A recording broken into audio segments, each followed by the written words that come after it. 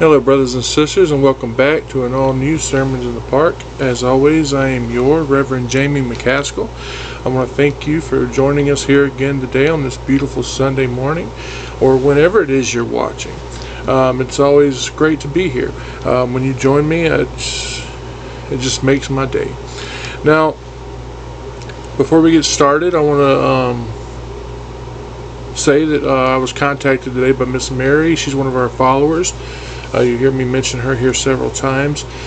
She asked for prayers for her and her family. They're all sick with either some kind of a cold or the COVID or something, and she just is asking for our prayers. She just said things are not going well. So if you can, take when you're praying today, tomorrow, whenever, just say a quick prayer for Miss Mary that she accepts the healing that the Lord is sending on her, or whoever else it is in her family that is sick as well. Let's go ahead and bow our heads and thank our Heavenly Father for the gifts that He's given us. Heavenly Father, we come to you today like we do each and every Sunday, and just to say thank you. Thank you for the gifts that you've given us. Thank you for the air, the food, the water, the animals that we see out and about, the other people in our lives who give us companionship.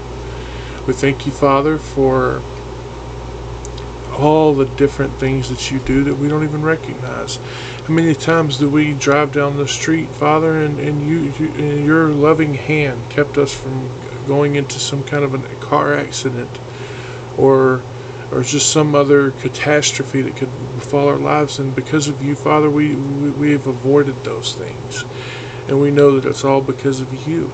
We thank you, Father, for the story, for the people who are in these stories that we're reading, that we're able to learn from. We thank you for them. We thank you for just your word, Father. We thank you for that as well. Everything that we receive because of you, and we know that it's all because you created it, you put it here, and we thank you for it. We thank you in the name of your Son Jesus Christ. Amen.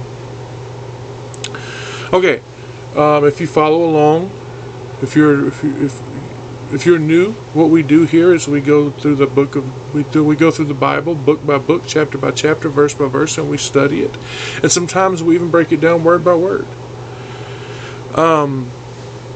And this is just something that we've been doing. I started doing it back in Revelations, and we've continued on. We did the book of Job. We're doing Judges here now. Eventually we're going to be doing Genesis.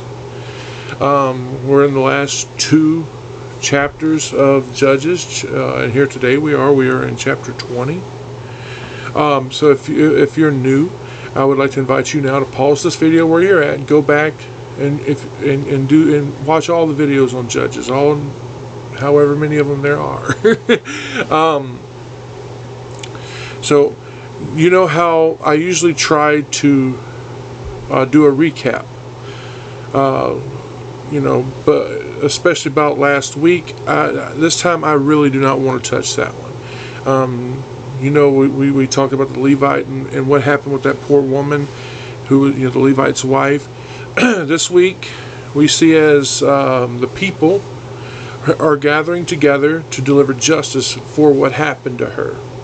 I will warn you, the chapter we're going to be getting into, chapter 20 here, is a rather long one, and I was kind of tempted to separate it into 2 sermons, like I've done twice before here in Judges.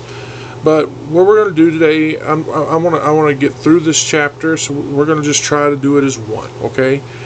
So let us go ahead and read Judges chapter 20. We're going to read the entire verse, just like we always do, verses 1 all the way to verse 48.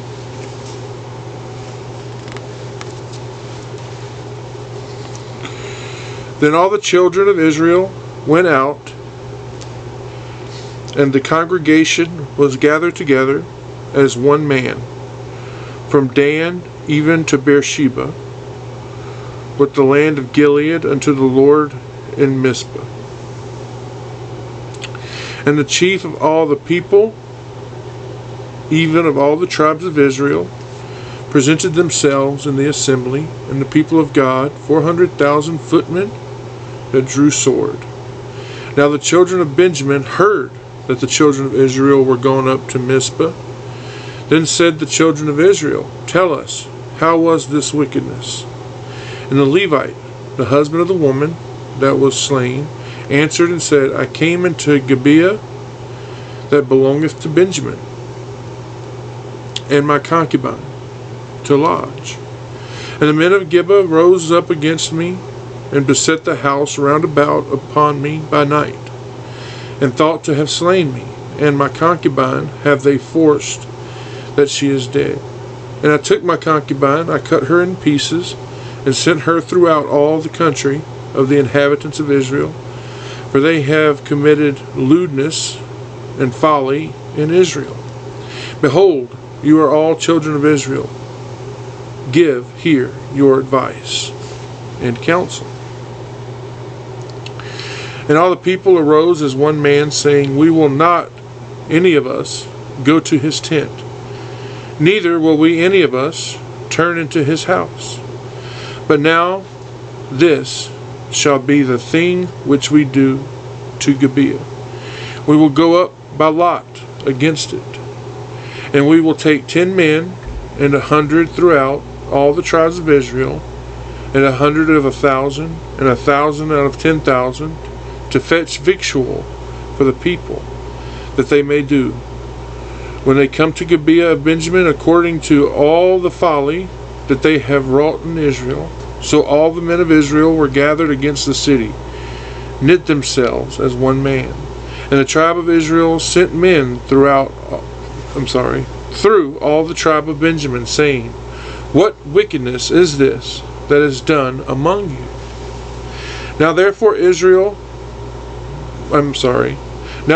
deliver us the men, the children of Belial, which are in Gibeah, that we may put them to death, and put away evil from Israel. But the children of Benjamin would not hearken to the voice of their brethren, the children of Israel. But the children of Benjamin gathered themselves together out of the cities unto Gibeah, to go out to battle against the children of Israel. And the children of Benjamin were numbered at that time out of the cities 26,000 men. They drew sword beside the inhabitants of Gibeah, which were numbered 700 chosen men. Among all this people there were 700 chosen men left-handed. Every one could sling stones at a hair breadth and not miss. And the men of Israel, besides Benjamin, were numbered 400,000 that drew sword, and these were men of war. And the children of Israel arose and went up to the house of God, and asked counsel of God, and said, Which of us shall go up first to the battle against the children of Benjamin? And the Lord said, Judah shall go up first. And the children of Israel rose up in the morning and encamped against Gibeah. And the men of Israel went out to battle against Benjamin. And the men of Israel put themselves in array to fight against them at Gibeah. And the children of Benjamin came forth out of Gibeah and destroyed down the ground of the Israelites that day 22,000 men. And the people, the men of Israel, encouraged themselves and sat their battle again in array in the place where they put themselves in array the first day. And the children of Israel went up and wept before the Lord until even, and asked counsel of the Lord, saying, Shall I go up again to battle against the children of Benjamin, my brother? And the Lord said, Go up against him. And the children of Israel came near against the children of Benjamin the second day. And Benjamin went forth against them out of Gibeah the second day, and destroyed down to the ground the children of Israel again, 18,000 men. All these drew the sword. Then all the children of Israel and all the people went up and came unto the house of God, and wept, and sat there before the Lord, and fasted that day until even. and offered burnt offerings and peace offerings before the Lord. And the children of Israel inquired of the Lord, for the ark of the covenant of God was there in those days. And Phinehas, the son of Eleazar, the son of Aaron, stood before it in those days, saying, Shall I yet again go out to battle against the children of Benjamin, my brother, or shall I cease? And the Lord said, Go up, for tomorrow I will deliver them into thine hand. And Israel set liers in wait around about Gibeah. And the children of Israel went up against the children of Benjamin on the third day, and put themselves in array against Gibeah, as at other times. And the children of Benjamin went out against the people, and were drawn away from the city. And they began to smite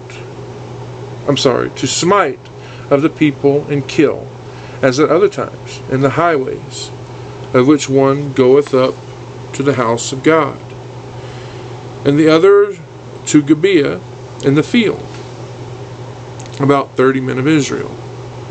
And the children of Benjamin said, They are smitten down before us, as at the first.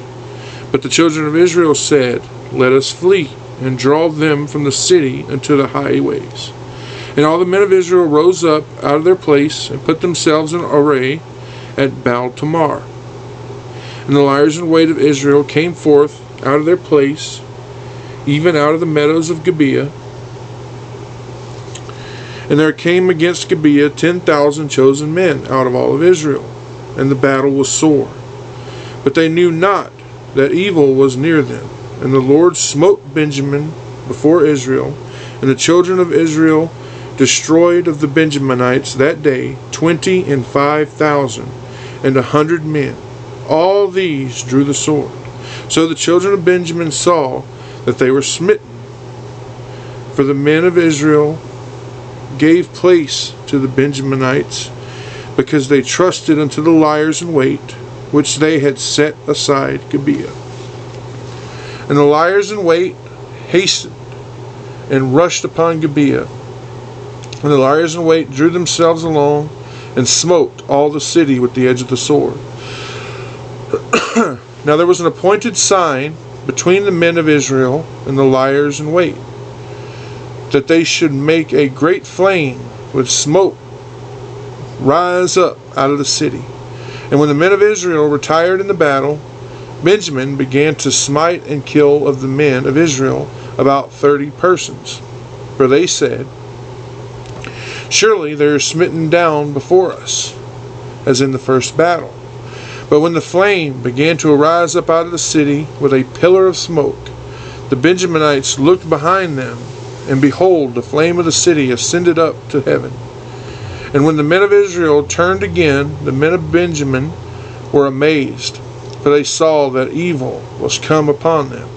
Therefore they turned their backs before the men of Israel unto the way of the wilderness, but the battle overtook them.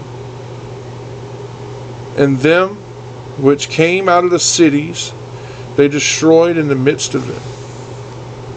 Thus they enclosed the Benjaminites round about, and chased them, and trod them down with ease over against Gibeah towards the sun rising. And there fell of Benjamin 18,000 men, and these were men of valor. And they turned and fled towards the wilderness unto the rock of Ramon, and they gleaned of them in the highways 5,000 men, and pursued hard after them upon Gidon, and slew 2,000 men of them. So that all which fell that day of Benjamin were 25,000 men that drew the sword, and these were men of valor.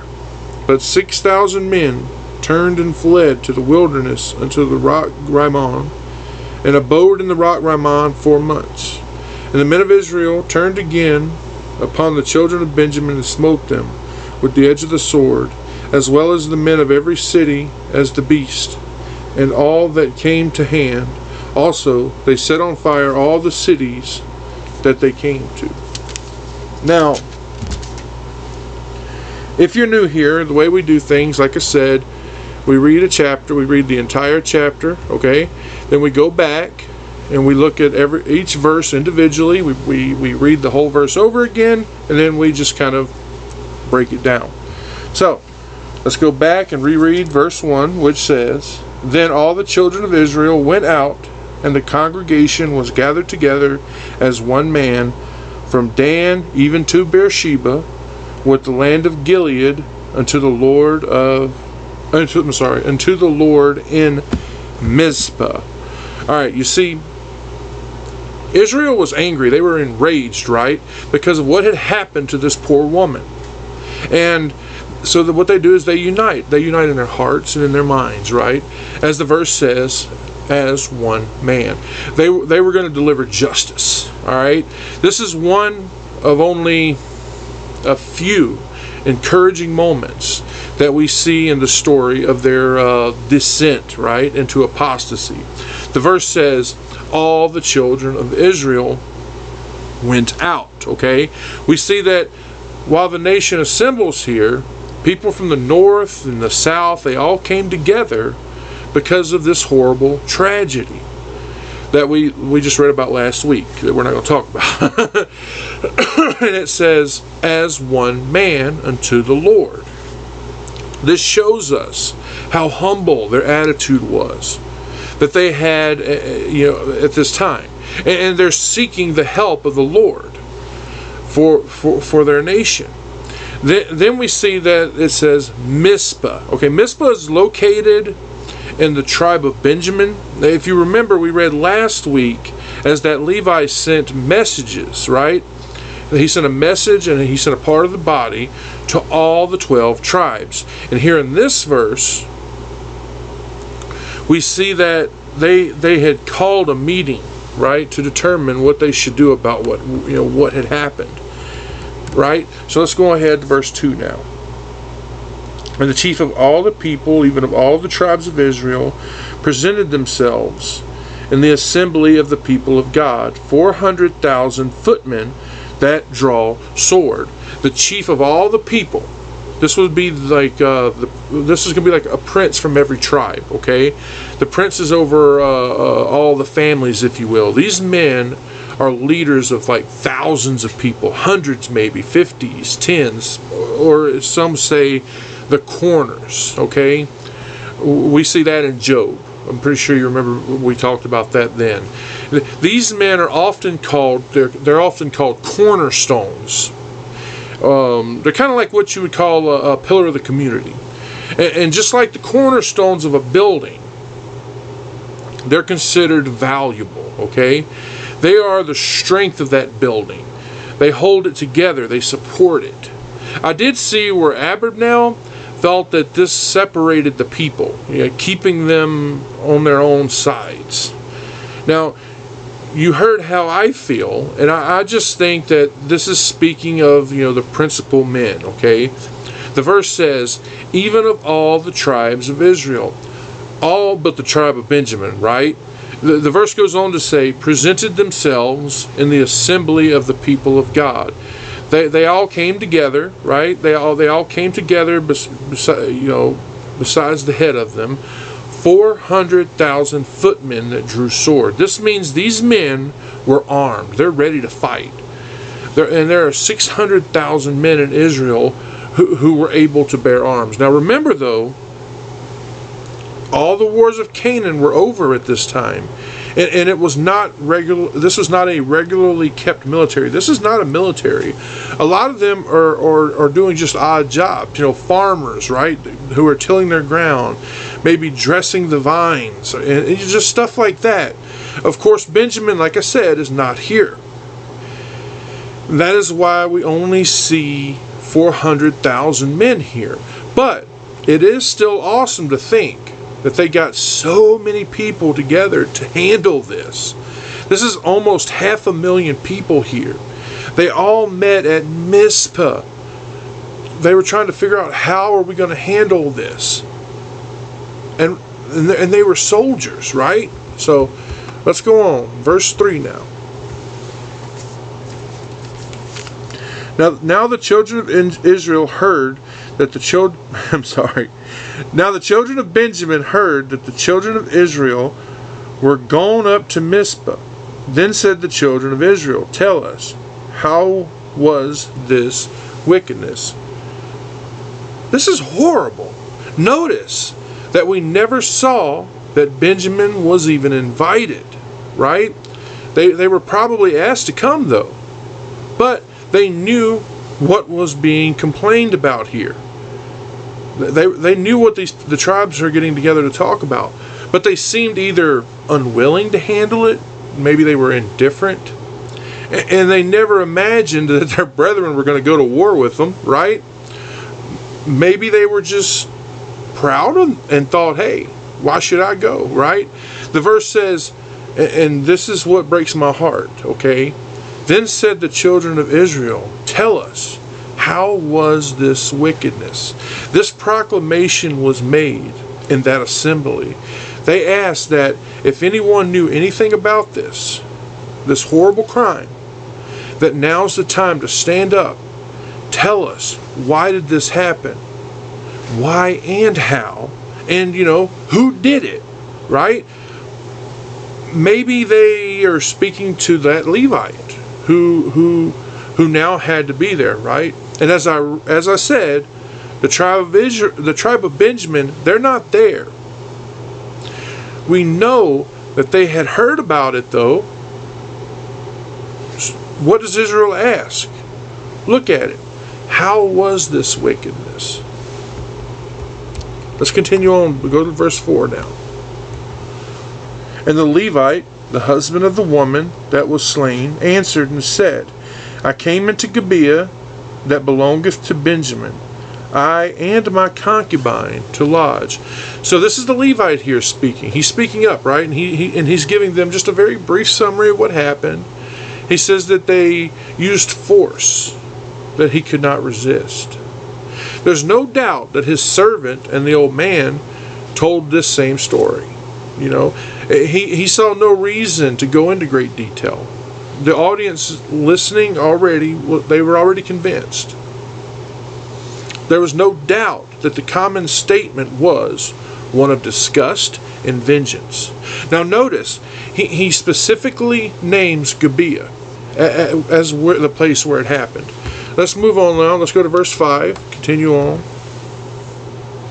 And the men of Gibeah rose against me, and beset the house round about upon me by night, and thought to have slain me and my concubine have they forced, that she is dead. Now, we can all agree that it was not all the men of the city, okay? Last week we saw that they were called the sons of Belial. And we see here that they came there in a very violent manner. He says, and beset the house round about upon me by night. He's essentially saying that they had no way of escaping. He saw no way out, okay, no way to resolve this situation. And he goes on to say, and thought to have slain me, which we can guess was true. If they could have gotten a hold of him, by that we know means that they wanted to rape him, okay? And he resisted. If they would have killed him. Now notice that he conceals this bit though. This was one of those sins that was not named. All right, not in a you didn't talk about this in decent company. And besides, I'm sure anyone would choose death over submitting to the lust of someone like that. All right. Anyway, if he had given in and became overpowered, they still would have killed him, because he would have suffered just like she did. The verse says, and my concubine have they forced, that she's dead. They had afflicted her, or as some say, they had humbled her. This is just a polite way of saying that they got carnal knowledge of her.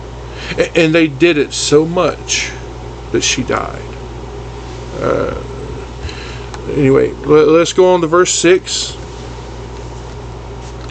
And I took my concubine, I cut her in pieces, and sent her throughout all the country of the inheritance of Israel, for they have committed lewdness and folly in Israel. I respect what he's doing here, right? He owns up to the fact that he was the one who cut her up, all right? That he did it that way that the people would know it was him and not these monsters that did this. The verse goes on to say, and sent her throughout all the country, of the inheritance of Israel. He did this so that the people would know what had happened, so that they would rise up in anger against the actions of what had happened. Right? The verse says, for they have committed lewdness and folly in Israel. They were guilty of so much adultery, murder, on top of everything else. So unnatural. And they would do more if they had the opportunity. They would have done this all to the Levite. But instead they did it to his wife, his concubine. They raped her all night until she died. So he sent the portions of her body throughout the land to get the people to rise up against evil, to punish these men that did this. All right? Let's move on to verse 7 now. Behold, ye are all children of Israel. Give here your advice and your counsel. He's reminding them that they are all descendants of a man that feared the Lord. They are all one nation, one religion, and any man who professes godliness should bear testimony against all forms of sin, all forms of wickedness, especially something like this abomination that happened to this young woman. He tells them, give your advice and counsel. He's like, while we're all assembled here together, take this occasion. Tell me what we should do. All of you, speak your mind now, freely. What steps should we take that will glorify God and bring people like this to justice? Amen. Let's go on to verse 8 now. And all the people arose as one man, saying, we will not any of us go into his tent, neither will any of us turn into his home. Again, this could be the heads of the people, right? Or maybe it could be the people, all the ones that are gathered there. Either way, all of them are agreeing and voting on one thing. The verse says, we will not any of us go to his tent, neither will any of us turn into his house. They are saying that they're not going to go home. They will not even take one night's rest until they have served justice on the ones who had committed this evil. Verse 9 now. But now, this shall be the thing which we will do to Gibeah. We will go up by lot against them. They're going to go to Gibeah, okay, to that town where it happened.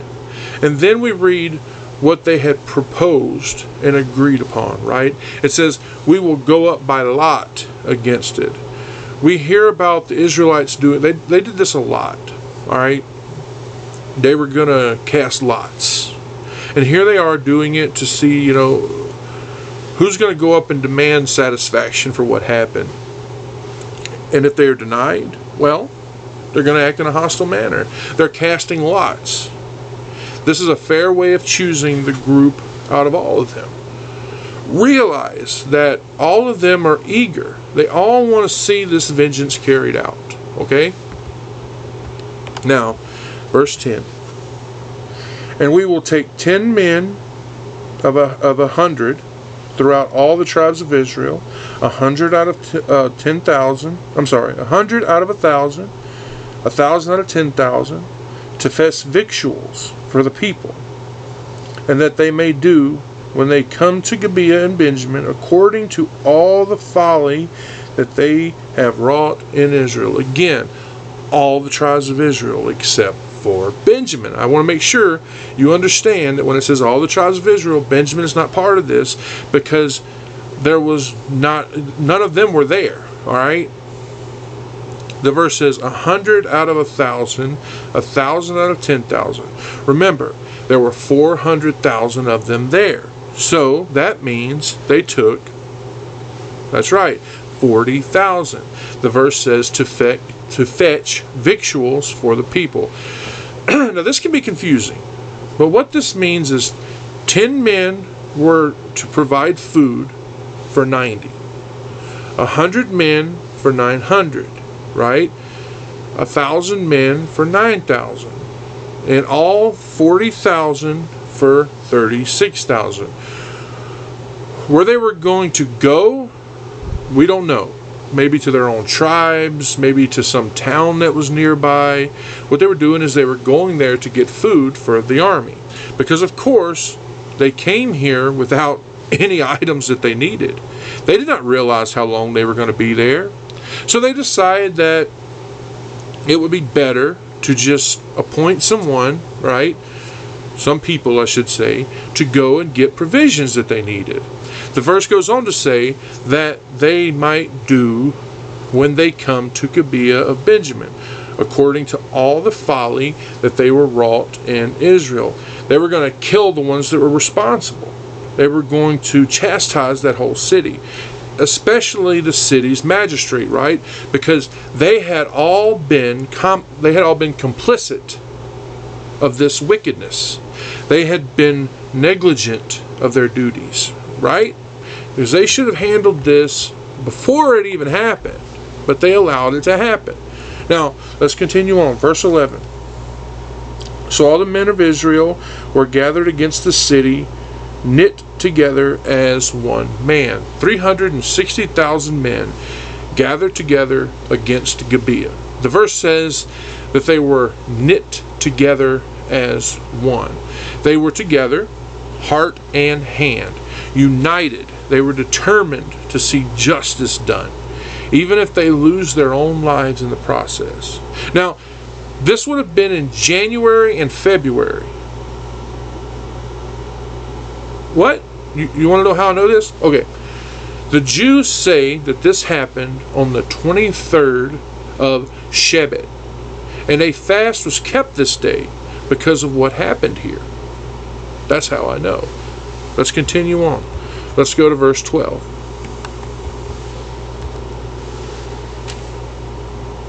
And the tribes of Israel sent men throughout all the tribe of Benjamin, saying, What wickedness is this that is done among you? This right here means that the families of Benjamin, right? You see, sometimes people call a tribe a family, all right? We see this in Joshua. Let's look at a couple of verses. Let's look at a verse here. Joshua chapter 7, verse 17. We see it there.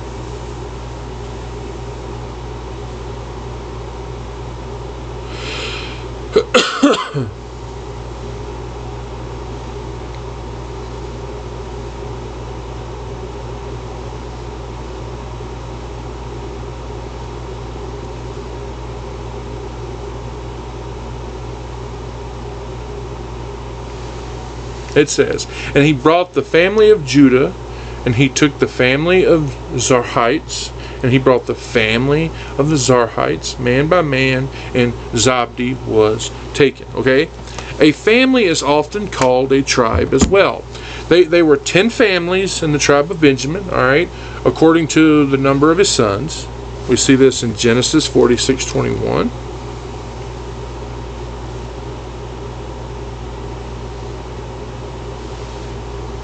And the sons of Benjamin were Bela, Becher, Ashbedel, Gera, and Naaman, Ehi, and Rosh, Mupim, and Hupim, and Ard.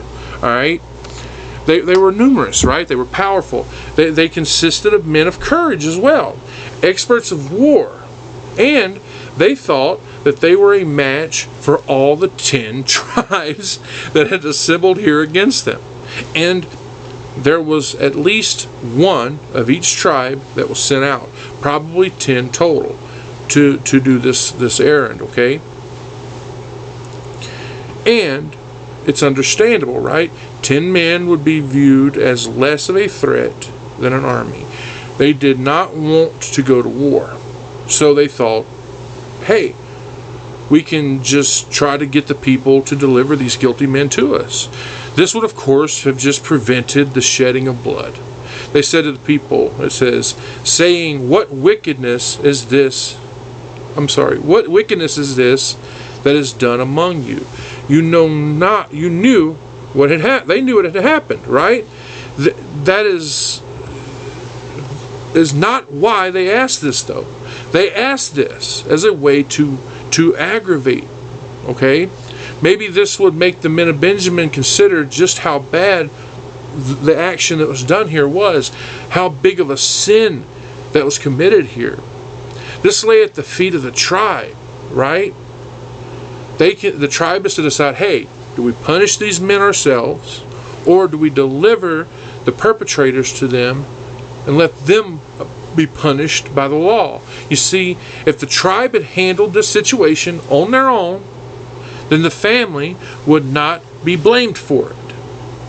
Do you understand what I'm saying here? If they handled it on their own and Israel knew and was satisfied, all this war would have never taken place. Or if they delivered the men to the Israel, either way, this could have stopped all of this, what's about to happen. But no, let's read what happens. Let's go to verse 13. Now therefore deliver us the men, the children of Belial, which are in Gibeah, that we may put them to death, and put away evil from Israel. But the children of Benjamin would not hearken to the voice of their brethren, the children of Israel. It says, but the children of Benjamin would not hearken. They did not want to hear about this justice. They did not want to hear about the decency. Either that, or they would have turned these people over. Am I wrong?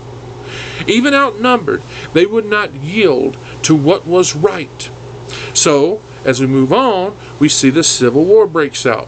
I want you to notice, though, it does not say why they would not turn these men over. Right? Come on. It was obvious.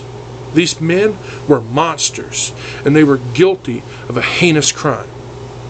Since they refused to turn these men over, the tribes were left with no other choice but to deal with the whole tribe of Benjamin. Now, they're all guilty. Do you understand? Now that they refused to handle this problem, now you're all guilty. Verse 14. But the children of Benjamin gathered themselves together out of the cities unto Gibeah, to go out to battle against the children of Israel. So we see that the tribe, right, they gathered their forces together. They went out, they gathered the people of Benjamin that were outside of the city. They brought them in. Now they're ready to defend their city. And of course, this is also the city where those criminals lived. This would not just be the people that lived in the city, because I want you to notice that it says the children of Benjamin. This means the whole tribe, all the men who could bear arms. The verse says to go out to battle against the children of Israel. They never try to deny that it happened. No, they don't. They don't make an excuse either. They don't even speak peace. No, they just take up arms. They're ready for war. This shows us a lack of judgment on their side. It also shows us just how deep they are in their pride, in their passions, right? In their self-confidence. They are so lacking in morals that they rise up to defend the wicked. Now notice, they must expect that they will win against this very large number. They're doing this for a horrible cause. They're defending these men that raped and killed this woman. Alright, verse 15.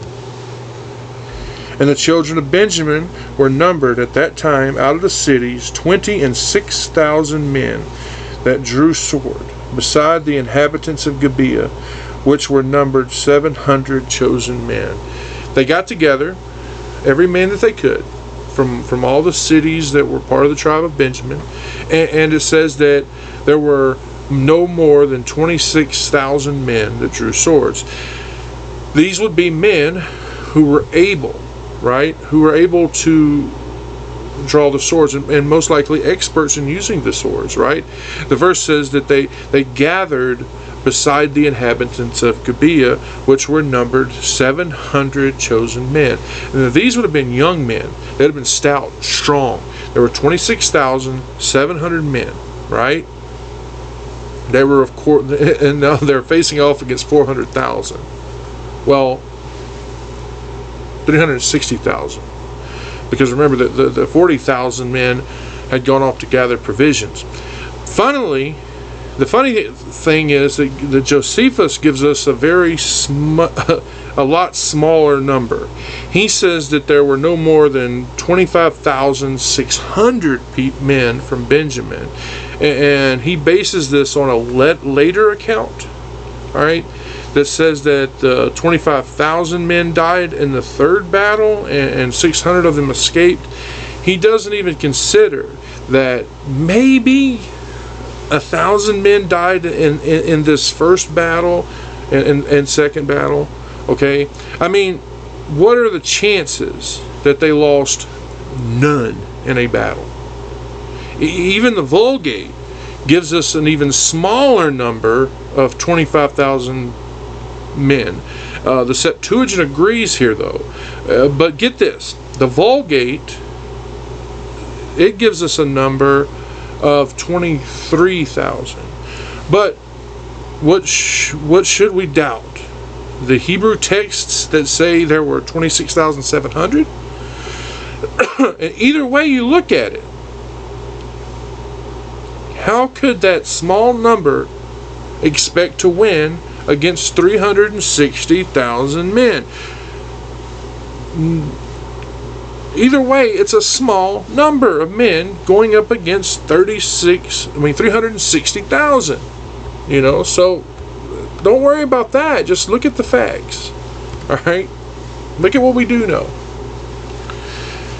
Verse 16.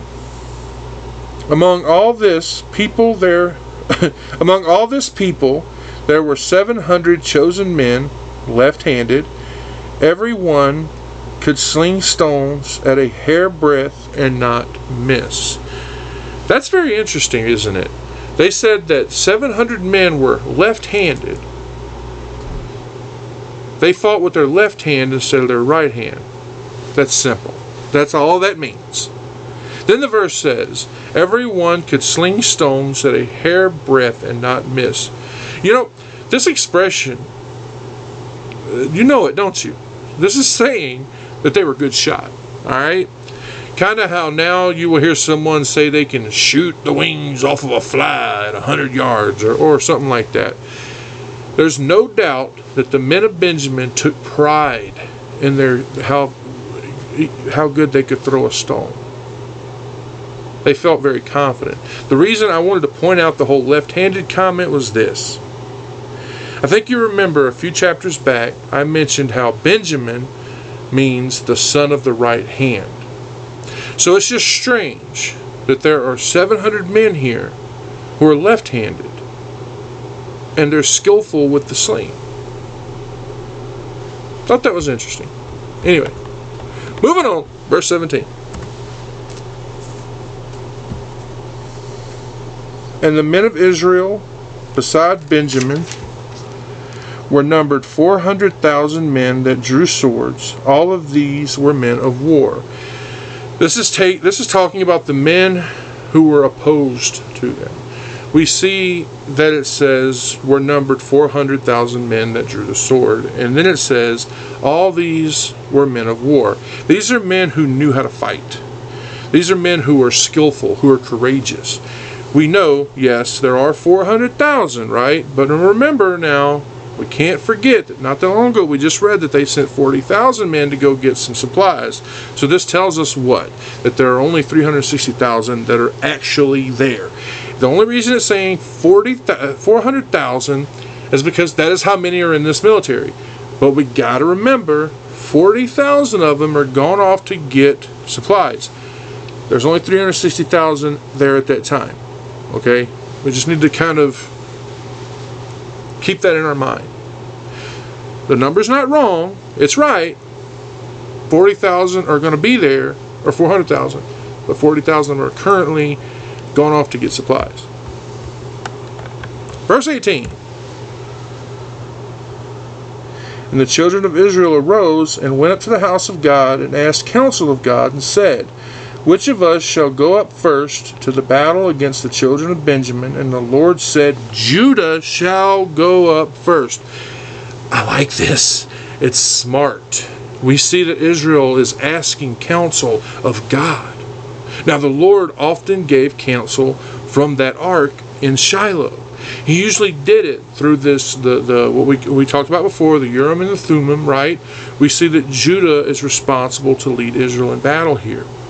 God chose them. Look with me real quick at some verses. Shouldn't take too long. Genesis 49, verses 8 to 12.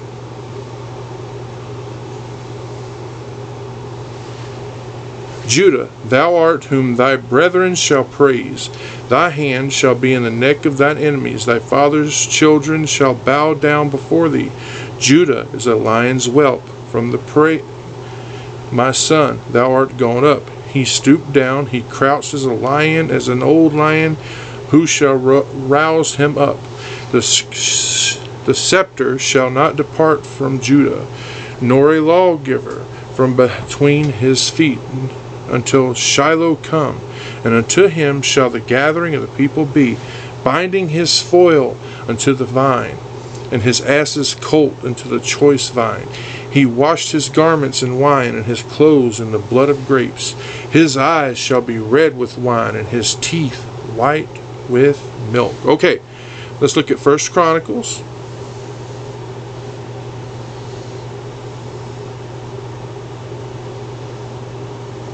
And I always scroll too far in this thing. 1 Chronicles chapter 5, verses 1 and 2. Now the sons of Reuben, the firstborn of Israel, for he was the firstborn, but forsomuch as he defiled his father's bed, his birthright was given unto the sons of Joseph, the son of Israel, and the genealogy is not to be reckoned after the birthright. For Judah prevailed above his brethren, and of him came the chief ruler, for the birthright was Joseph's. Strangely, this seems to have happened in Bethel, though. Maybe they had brought the ark there, because there was, they were anywhere from 7 to 8 miles from Shiloh at this time. This is a matter where Israel did not want to make a decision for themselves. They want God to be the one to make the decision. Who should go out against Benjamin first? They were treating Benjamin as a heathen nation, right? Because of the crime that they had committed. We do not know, right, if they had drawn lots or not. We just know that Judah was the one that was chosen to go into this battle first. We just see right here that it says that they went to God for counsel and God chose Judah. Okay? Let's continue on to verse 19 now. And the children of Israel rose up in the morning and encamped against Gibeah. So after they had their counsel at Shiloh, it says that they left there and they encamped against Gibeah. They set up camp somewhere near there. We know that this would have been those, what? That's right, 360,000 men, which honestly was more than enough to just storm that city and level it. Right? Let's go into verse 20 now. And the men of Israel went out to battle against Benjamin, and the men of Israel put themselves in array to fight against them in Gibeah. They left their camp. Okay, they went out to battle against these men of Benjamin. The verse goes on to say, and the men of Israel put themselves in array to fight against them at Gibeah. Not only the men who lived in Gibeah, but all these men of Benjamin that had came out there to defend these heathens. All right. Now remember, these are the men of Gibeah, the men of Judah, that are here to represent all of Israel. We see the battle has started. All right. Now we're going on to verse 21. And the children of Benjamin came forth out of Gibeah and destroyed down to the ground the Israelites that day 20 and 2,000 men. We see here, this is at the beginning, that the members of the tribe of Benjamin, they're rendezvousing in the city of Gibeah. It says that they came out. It says they destroyed down to the ground, meaning they killed them right where they were. The verse goes on to say, of the Israelites that day, 20 and 2,000 men. Israel, they didn't expect a force like this to come out against them.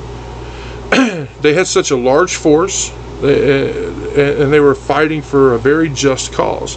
I did read that many Jewish scholars believe that this was due to their idolatry. You know, that God had decided to use this moment as a way to avenge his own quarrel and to rebuke them. Now, we see Benjamin as this ravenous wolf, like we see in Jacob's prophecy. Let's look at that. Genesis 49:27.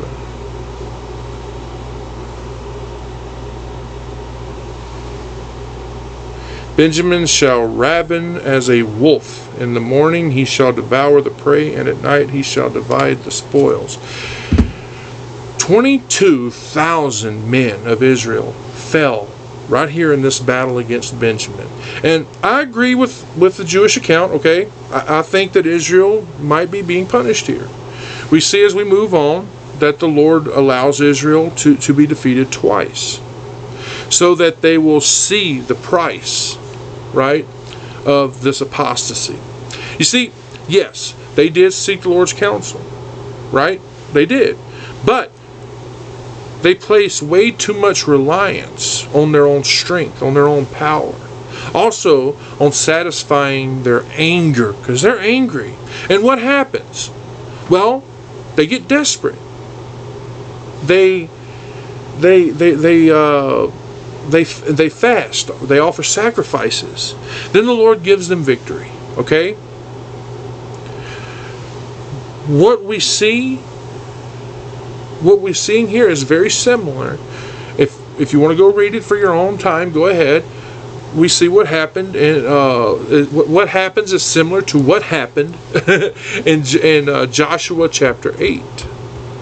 But right now we're going to continue on with our study of Judges here with this very long chapter. Okay, we're going to go to verse 22 now.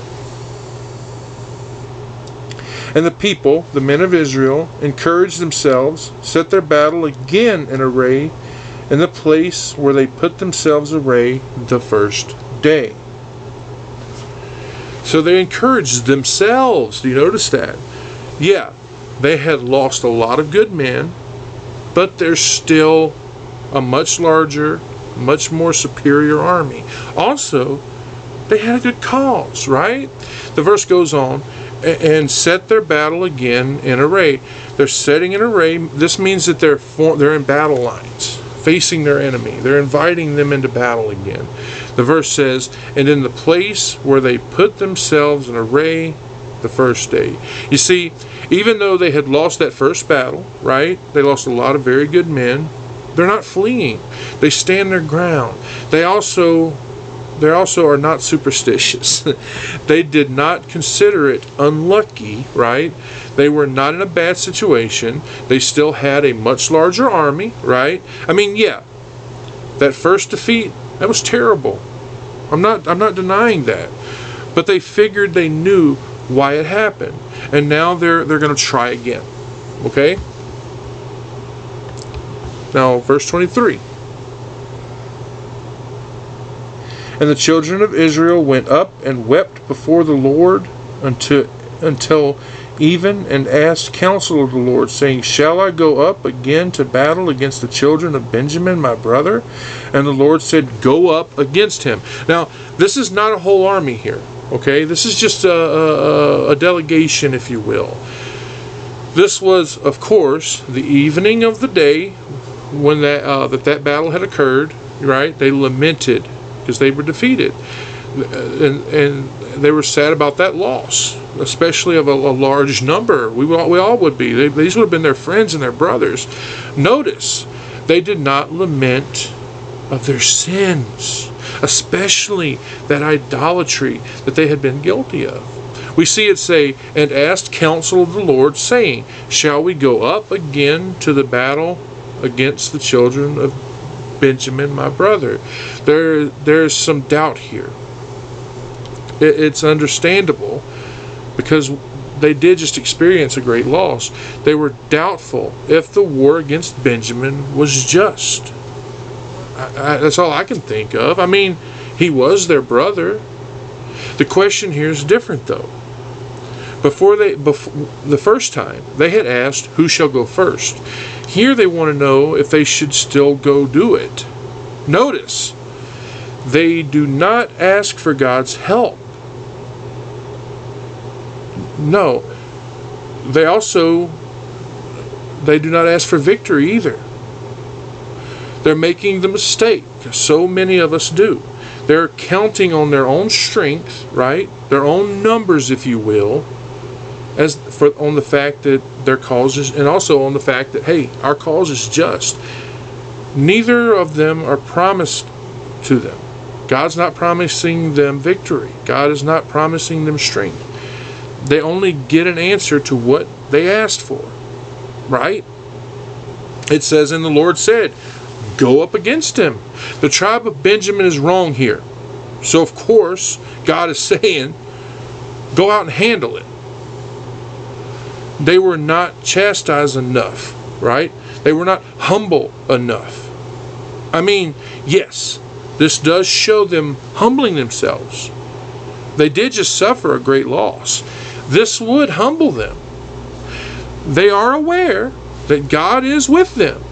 They have done all that they knew to do. They're going to the Lord before the battle. They're going into battle this time with God's permission. Do you understand? Let's go on.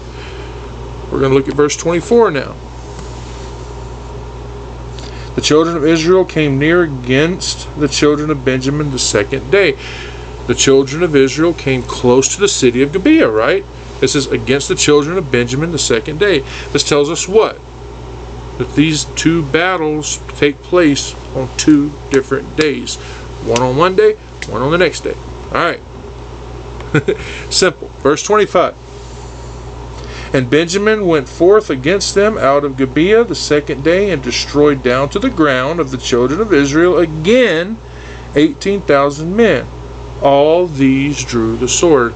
I bet the tribe of Benjamin, I bet right here they're riding high. They just defeated this army the night before. The verse says, and destroyed down to the ground of the children of Israel again 18,000 men. All these drew swords. They were all armed, is what it's saying here. We see these 18,000 men. When you add that to 22,000 men the day before, this makes 40,000 men here. The same number that had been singled out from that lot. Some think that this is what Deborah made a reference to back in chapter 5, verse 8. Let's go ahead and take a look at that.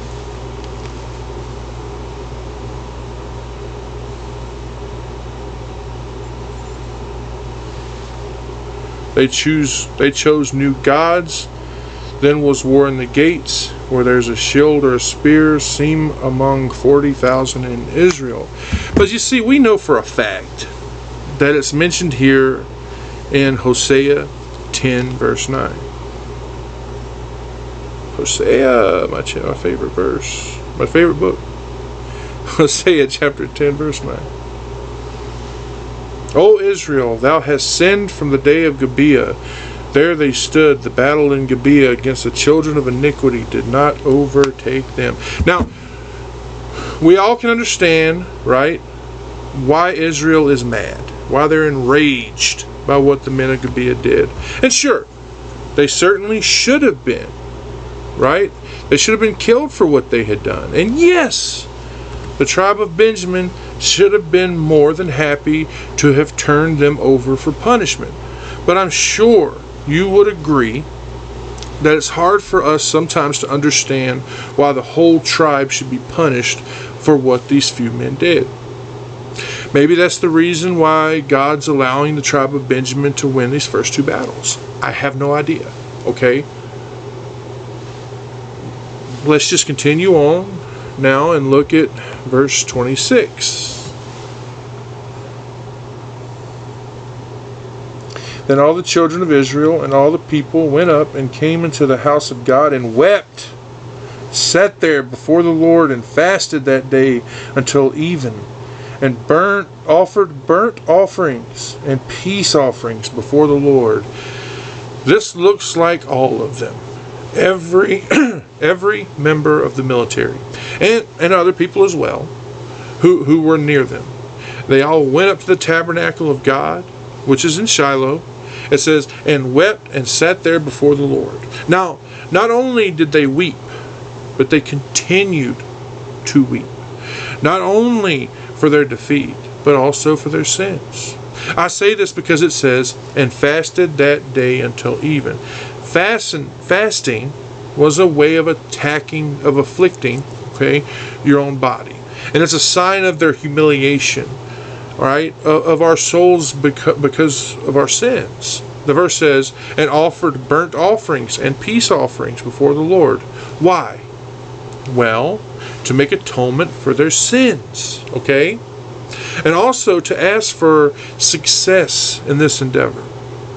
They were so disturbed by the second loss that the entire congregation comes together. They want an answer. Why is this happening? Okay, verse 27.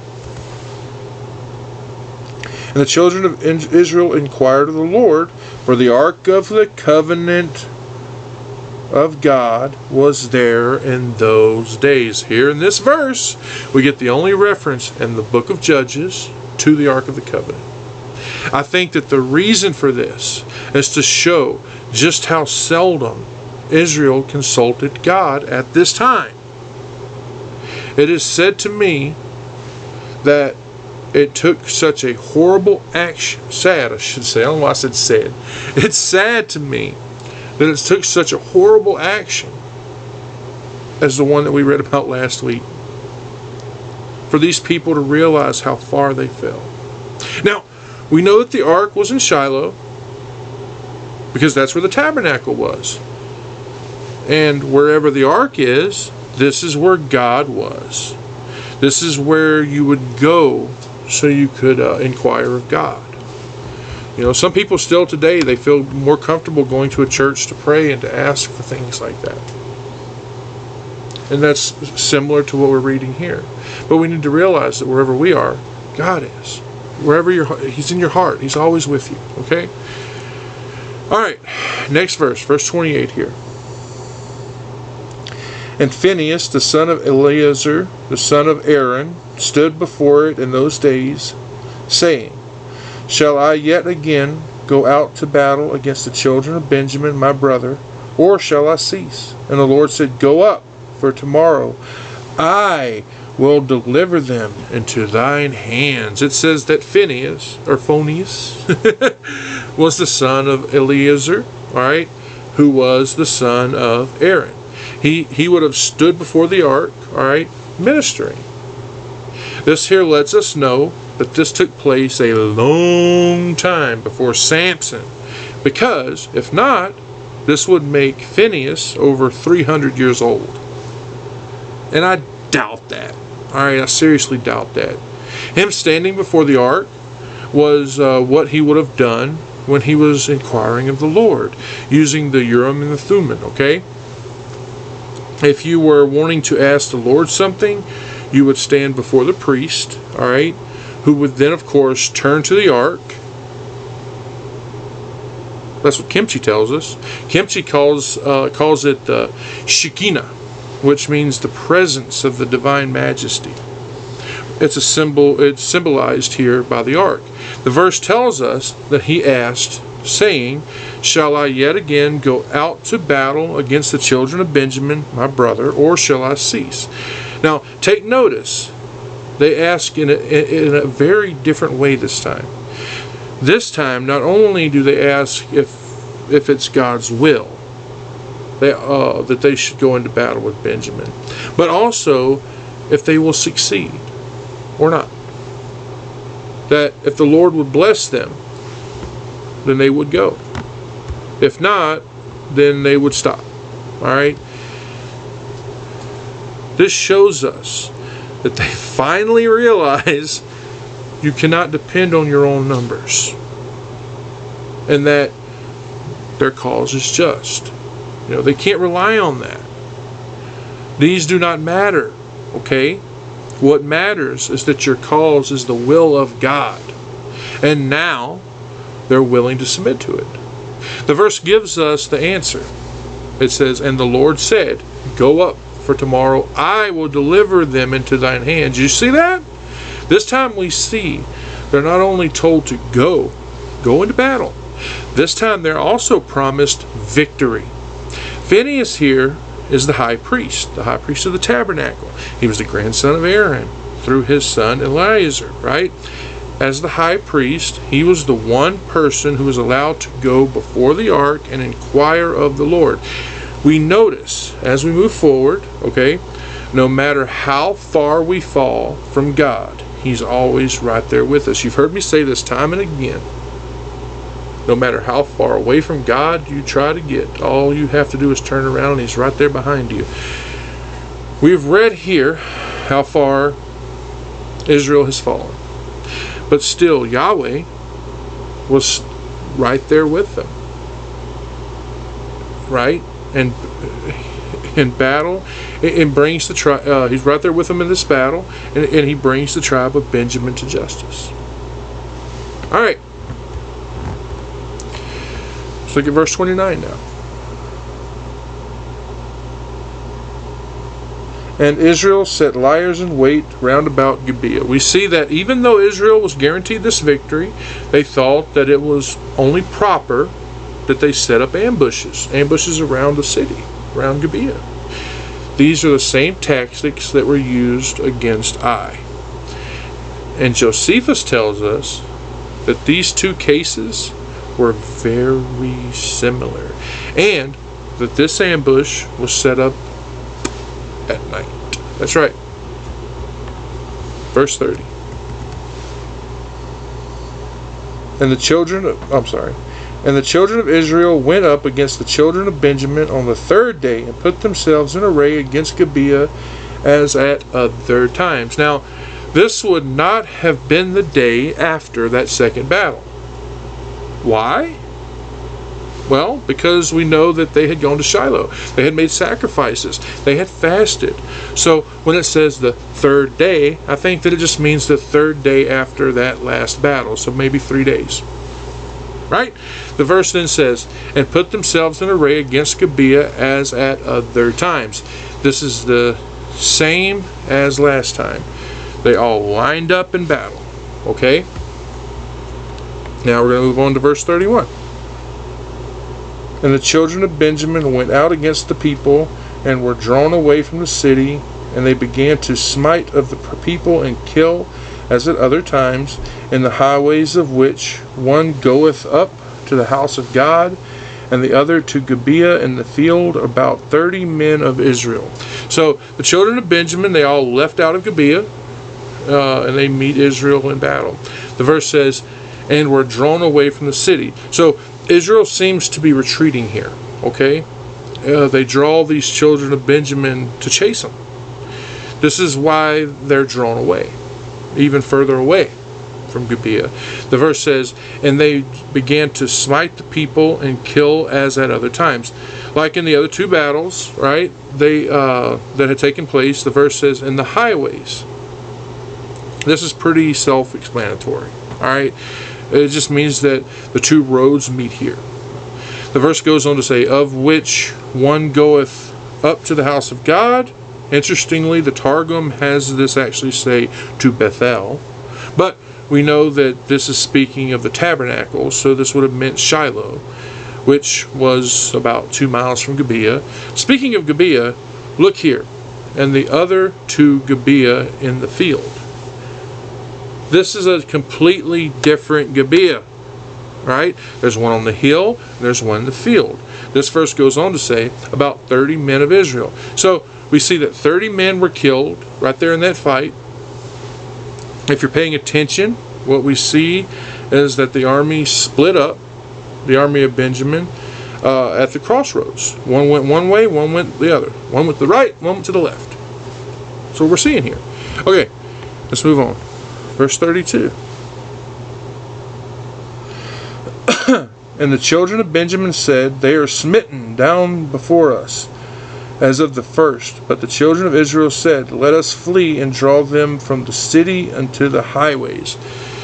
You see that? This is a battle strategy. The one that I just told you about. What they're doing is they're luring this tribe, the tribe of Benjamin. They're luring them into an ambush. Sure enough, the tribe of Benjamin followed it, further and further away from their home. I doubt that they realized what was happening. They probably thought that hey, we're winning. They already had 2 times before, right? Verse 33 this time. And the men of Israel rose up out of their place and put themselves in array at Baal Tamar. And the liers in wait of Israel came forth out of the places, even out of the meadows of Gibeah. This tells us that the men that had fled from Benjamin, that they turned around and they defended themselves when they reached the agreed upon location. That's right. The verse says, and put themselves in array at Baal Tamar. Now, we've discussed this twice before. So you know that this means they all got into line, right? Now, Baal Tamar is what is called here, but the Targum tells us that this is the plains of Jericho. That's right, the city of palms, as some call it. In fact, Tamar literally means palm, but sadly, it just can't be because it's too far away. This place has to be close to Gibeah. Am I wrong? Jerome tells us of just a little village that actually existed in his time that was called Beth Amari.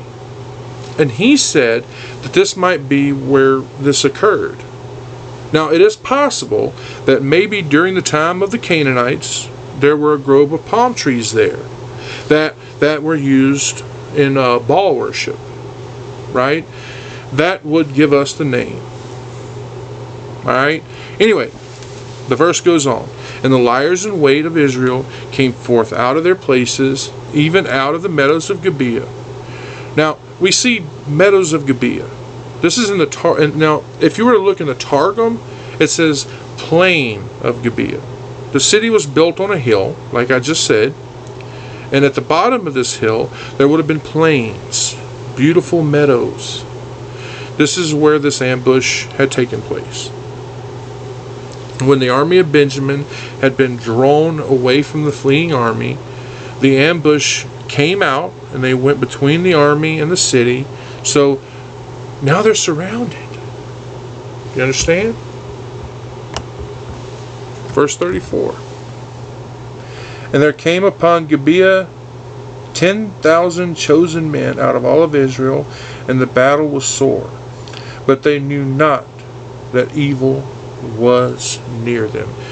Ben Gershom says that this is talking about where the men were laying in wait, and that they came from the south. That's what the Targum tells us. The verse says, and the battle was sore.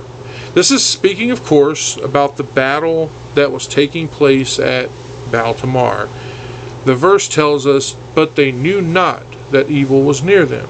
They didn't know, right? They had no idea that this ambush was waiting on them, that 10,000 men were now blocking their way home. They have no way to go home. These men had been lying there waiting for them to follow these men out that way. And then they attacked the city Gibeah while they were away fighting. These people were caught unaware. They didn't know what was coming. 35. And the Lord smote Benjamin before Israel, and the children of Israel destroyed all the Benjaminites that day, 25,000 and 100 men. All these drew the sword. We see that God gave them victory, okay?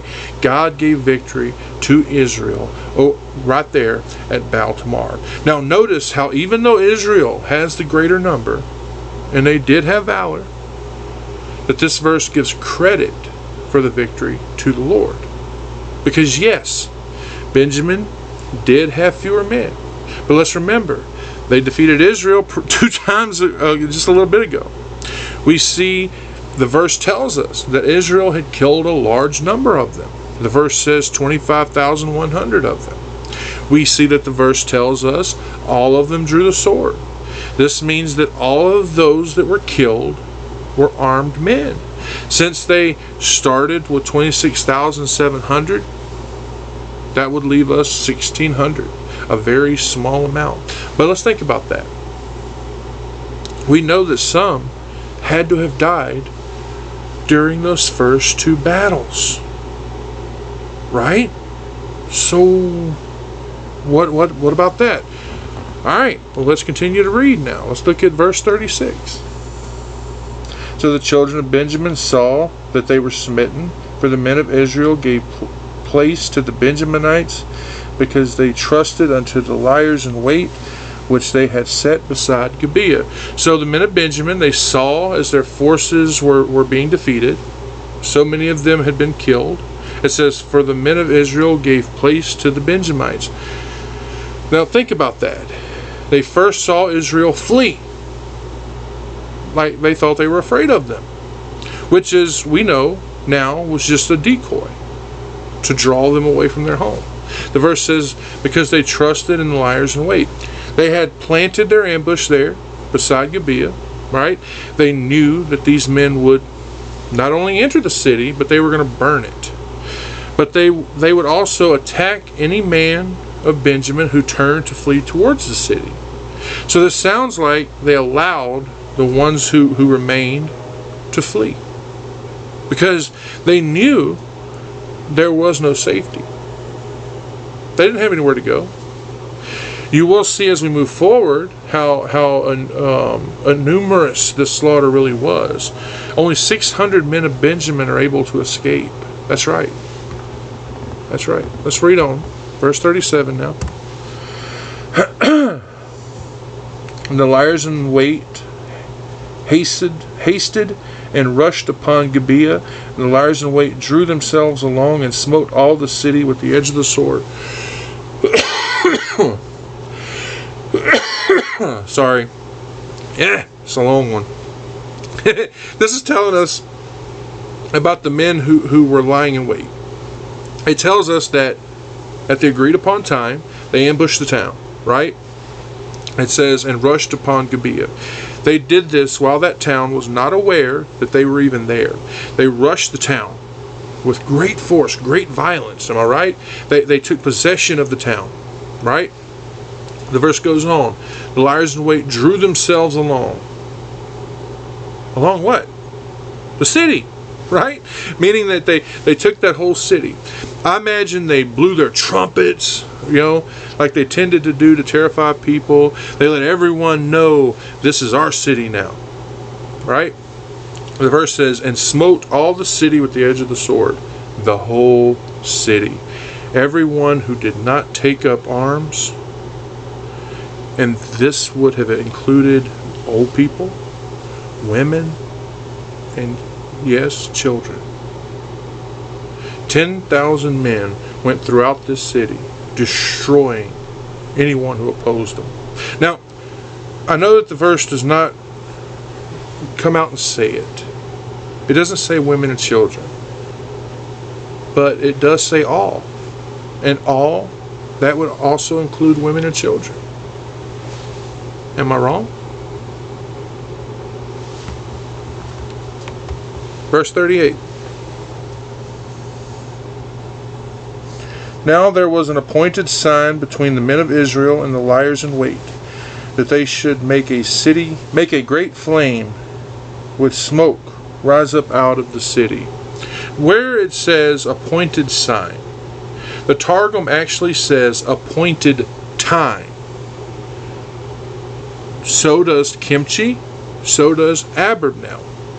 Meaning there was a time set for these men of Israel to let these men of Benjamin turn to see the fire, and that the men who were waiting would rush into the city and enter. The verse actually says, and that they should make a great flame with smoke to rise up out of the city. They would set the city on fire and just allow it to burn. They wanted the flames and the smoke to be able to be seen from far away. That way the men of Israel would know the city was taken. Alright, verse 39 now. And when the men of Israel retired in the battle, Benjamin began to smite and kill of the men of Israel among 30 persons. And they said, surely that the smitten down before us as in the first battle. Now what we're reading here is just speaking about when they fled from the Benjamites, right? And like we already said, they did this only to draw them away from the city. The verse says, Benjamin began to smite and kill the men of Israel, about 30 persons. This would have been done, okay, on that highway as they were running. The roads between, Shiloh and Gibeah. The verse goes on to say, for they said, surely they are smitten down before us as in the first battle. The first battle that we read about. That was the one where they had killed the most Israelites. So they saw Israel backing away, and they were able to kill, as it says, 30 men. Alright, verse 40. But when the flame began to arise up out of the city with the pillar of smoke, the Benjamites turned and looked behind them, and behold, the flame of the city ascended up to the heavens. So, you remember, the fire was mentioned earlier. Well, we see it mentioned here. How it had formed, as the verse said, a pillar of smoke that they could see from very far away. The verse says that the Benjamites looked behind them. I bet they heard that trumpet that the Israelites would have blown in the city. And I bet that is what made them turn around. Okay? The verse says, and behold, a flame of the city ascended up to heaven. The flame was rising up to the sky. So this handful of, just a few Benjamites suddenly realized that we lost. And they turned to see their homes on fire. Verse 41 now. And when the men of Israel turned again, the men of Benjamin were amazed, for they saw that evil was come upon them. The verse tells us that it was only after the Benjamites saw the fire that the men of Israel turned to fight them, right? The verse says the men of Benjamin were amazed. Well, of course they would be. They saw their homes burning, and now the army that seemed to be afraid of them is ready to fight. They thought that they were victorious. The verse tells us, for they saw that evil was come upon them. They now saw that they were trapped. They were between a fire at home and an angry army. Alright, verse 42. Therefore they turned their backs before the men of Israel unto the way of the Therefore they turned their backs before the men of Israel unto the way of the wilderness. But the battle overtook them, and them which came out of the cities they destroyed in the midst of them. So this tells us that they ran away. Okay? It says unto the way of the wilderness. Now, we have no way of knowing for certain, okay, which wilderness it's talking about. Some believe that it's the wilderness of Judah. Now, do you notice how they did not turn back towards Gibeah? I think that this shows us that they knew for sure that it had fallen, right? So instead, they turned to the wilderness, where they thought that they would be able to escape and find some shelter. The verse goes on to say, but the battle overtook them. Now, the Targum says they made war. So we could take it that Israel chased them down and overtook them. The verse goes on to say, and them which came out of the cities they destroyed in the midst of them. This part is kind of confusing, okay? It could mean that the Israelites that were in the city came out to help their brothers. Or it could mean that the Benjamites who fled their city to help Gibeah were destroyed with the other Benjamites, as they entered the city. Verse 43 now. Thus they enclosed the Benjamites round about and chased them, trod them down with ease, over against Gibeah towards the sun rising. Right there, at the beginning, we see how the army of Israel surrounded the Benjamites. Now, Josephus tells us they forced them into a hollow place in the valley. Now, allowing them, they didn't allow them to escape. The verse continues on to say, and chased them. They would have, pursued them, right? I can see it now. These men of Israel chasing them down, calling out to each other, egging each other on. Hey, let's get them, right? The verse goes on to say, and trod them down with ease. The men of Benjamin had lost all their spirit. They were practically allowed them to do whatever they want. Now, the Targum adds that from the house of their rest, meaning that they were where they would usually rest, okay? Where they would have camped out. They couldn't rest now, even though, because, they're being pursued. The verse says, over against Gibeah, meaning, and it says towards the sunrise.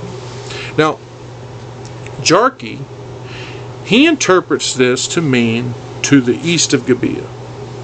And this is where they were overthrown and slaughtered. Let's look at verse 44 now. Yes, this is a very long one. And there fell of Benjamin 18,000 men, and there were these were men of valor. These are the ones that fell in the second battle. All right, when Israel had turned to face them, when they were east of Gibeah, right? Then we had 5,000 more on the highways. We had 2,000 of them near Gidam.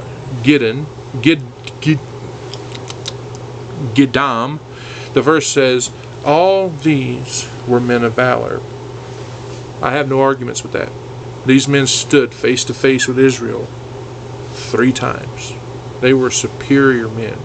I mean, they did beat them twice, okay? Verse 45. And they turned and fled towards the wilderness until the rocks of Ramon, and they gleaned of them in the highways 5,000 men, and pursued hard after them unto Gidam, and slew 2,000 men of them. Now, Ramon, Rimmon, that word means pomegranate. Now, could this be what we saw in 1 Samuel 14:2? Let's take a look at it.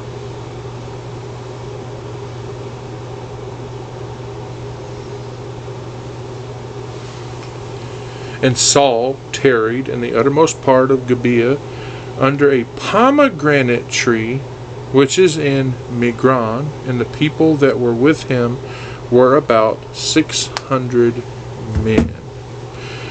It says that Saul was under a pomegranate tree. Now, could this mean the rock of Rimmon? It does say that it was near Gibeah, but the verse says that this is where they fled. Right? The verse says, and they gleaned of them in the highways 5,000 men. They had separated, right? They were found on the highways. They were killed, one after the other.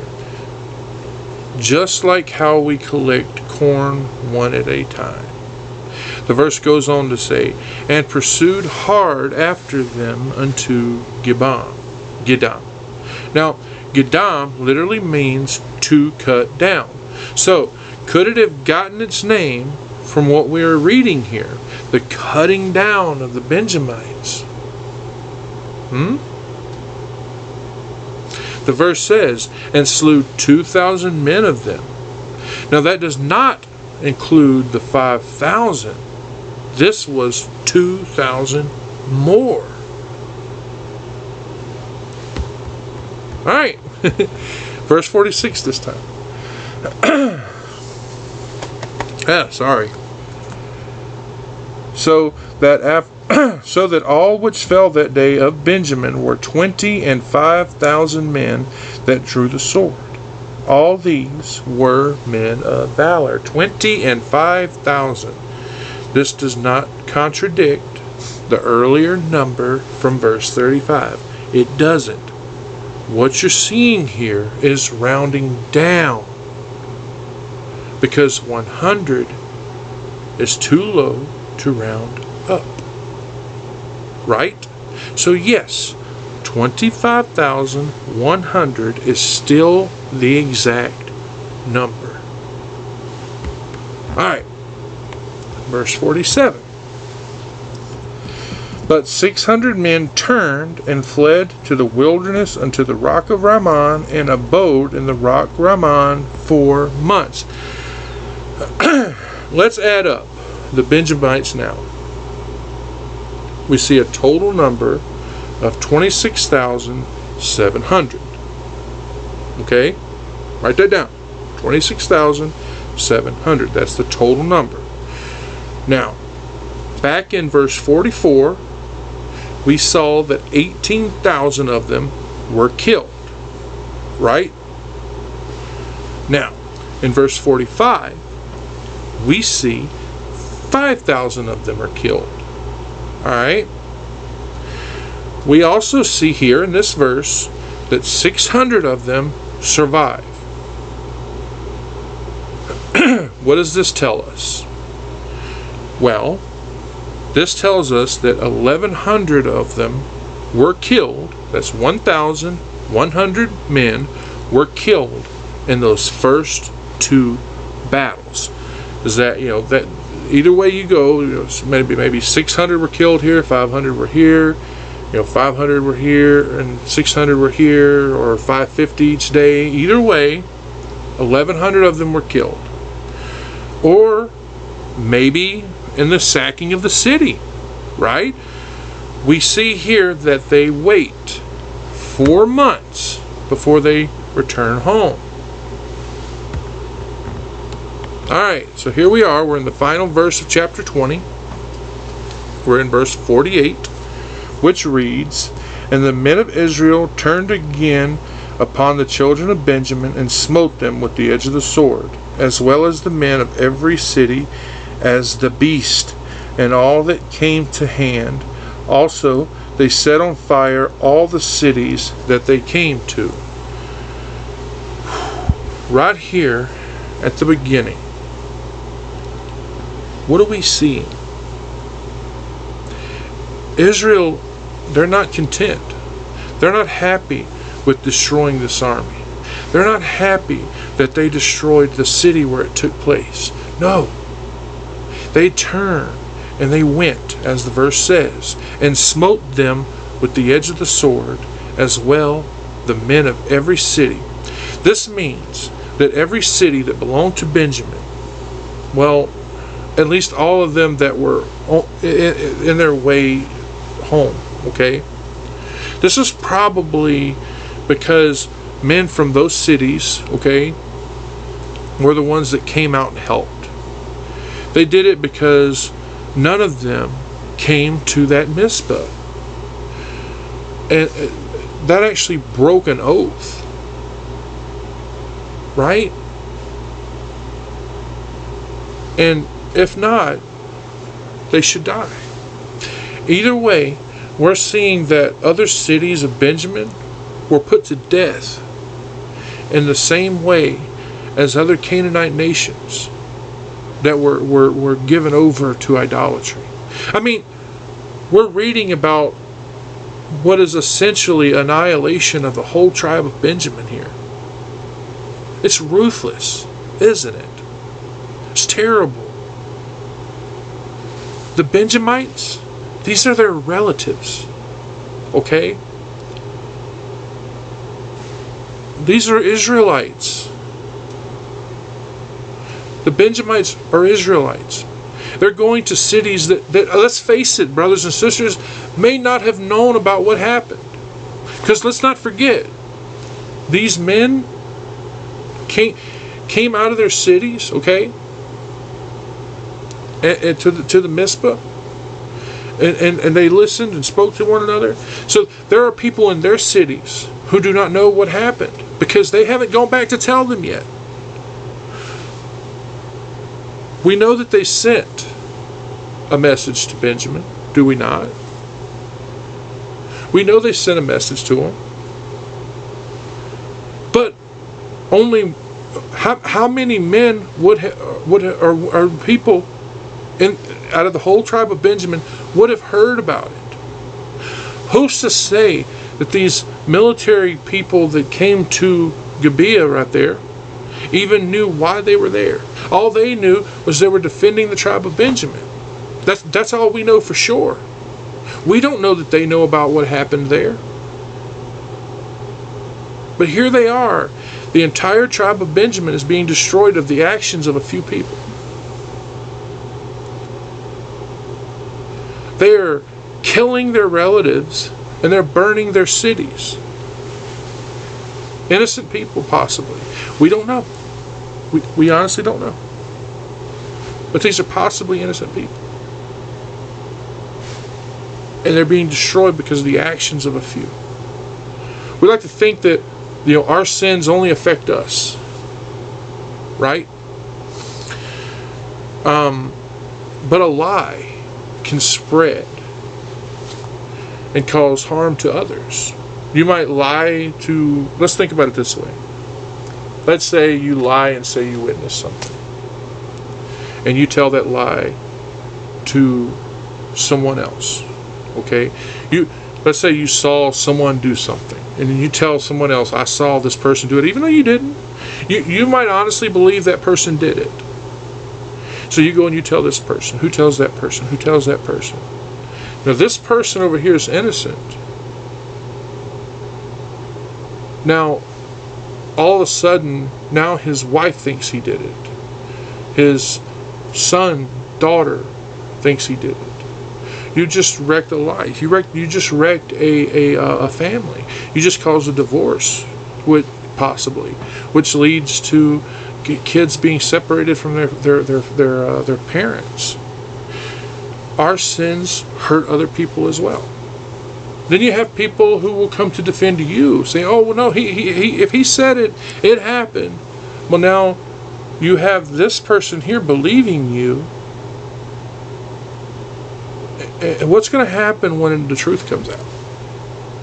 You've caused great harm with that one lie.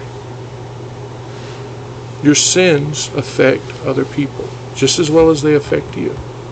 We like to think that our sins are our own personal thing, that it doesn't hurt anybody else, but they do, and that's what we're seeing right here in this story in Judges. We're seeing the sin of this few Benjamites. We don't know. We never hear the number, do we? So these few Benjamites, their sins have caused a war that's led to the destruction of other people who were innocent. Just think about it. It's just sad. Next week, we'll be reading of the wives of Benjamin. We'll be getting into that. And it's the final chapter in the book of Judges. I've got a few standalone sermons planned out for you guys. A little bit. Some of them are going to return to End Times Prophecy. I know a few of you really enjoy that. I got a couple for that. I've got quite a few of them planned out, and then we'll be getting into to Genesis. That's been a tough one for me to write sermons on, because as you know, you just heard, I love to discuss the history. I love to be able to give you history. That way you can go, well, you see, this is going on over here, while this is going on over here. This is what archaeology's found. Things like that. I know you guys really like that. And Genesis is a little bit harder to do, because I mean you have Pangea. You got all these things that occur during Genesis, because I mean this is the beginning, and there's so much that I have to really fight to find things for. So thank you all for joining me here. I pray that the Lord continues to bless you and keep you. I hope that you continue to follow along, and I hope that you comment below with when you watch this. And if you haven't yet, I ask that you subscribe, like the video so I know you were here. Please comment below. Contact me with things. I love to hear from you.